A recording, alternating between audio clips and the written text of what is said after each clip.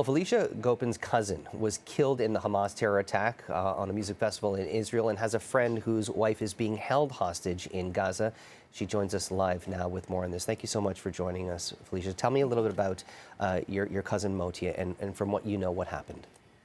Well, I woke up on October 7th to the news that not only was Israel at war, but that my cousin was missing. We knew that he had gone to a music festival and couldn't get in touch with him. Of course, as the reports came out about the massacre at the Nova Festival, we obviously realized that he had been there. His children searched multiple hospitals, hoping that he was one of the injured. They also gave some DNA just in case he was found, and unfortunately 3 days later they got the call that there was a DNA match. They went down to identify his body. Unfortunately, his face was unrecognizable. They had to identify him by a tattoo that he had on his stomach. I don't think people realize that the people that were murdered at the music festival wasn't just being shot. They were mutilated. They were tortured. What can you tell me about Motti? What kind of person was he like? He was a great guy. He was very spiritual. He loved people. He believed in peace. He spent half the year in Israel and half the year in India dancing, just spreading a message of peace and love. In light of this tragic death of your cousin, how are you, I know it's a silly question sometimes, but how are you coping? How are you dealing with his loss? Listen, you know, when you lose a loved one, it's horrific. But when you lose a loved one to murder, to this kind of barbarism, it hits even harder.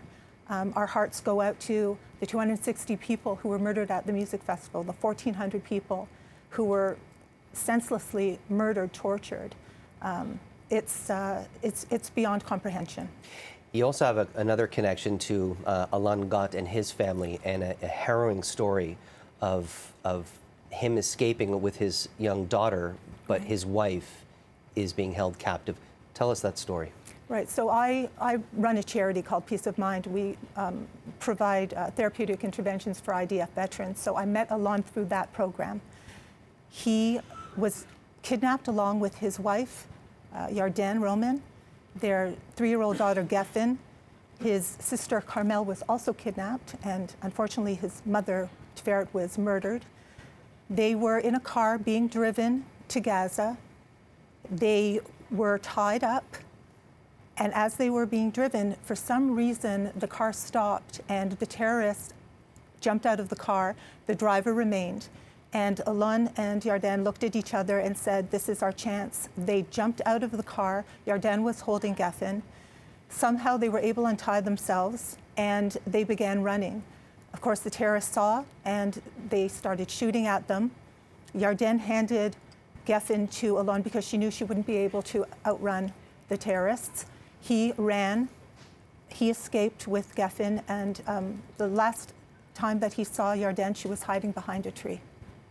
Unbelievable. Yeah. And we're showing the pictures of the missing people right now. And you mentioned that you do a lot of charity work. I was wondering if you can talk about that. Right. So I'm the national director of a charity called Peace of Mind. And we bring groups of IDF veterans who have experienced trauma to Canada for therapy. It changes their lives and makes them whole.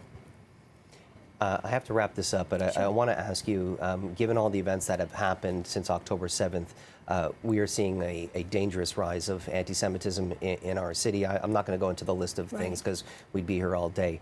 How are you dealing with that? What goes through your mind when you're seeing what's happening in our city? Well, I'll tell you as a child of a survivor that this is reminiscent of the 1930s in Germany. It is beyond disturbing. It's incomprehensible that this is happening in Canada and around the world, and I'm outraged. Felicia, that's all the time we have, but I appreciate you coming in to tell your story, and I wish nothing but the safe return for Yarden, and I'm sorry about the loss of your cousin. I just would like to just say, Alon asked me to say that time is running out, and the kidnapped must be freed. Thank you for your time. Thank you. Thank you for inviting me.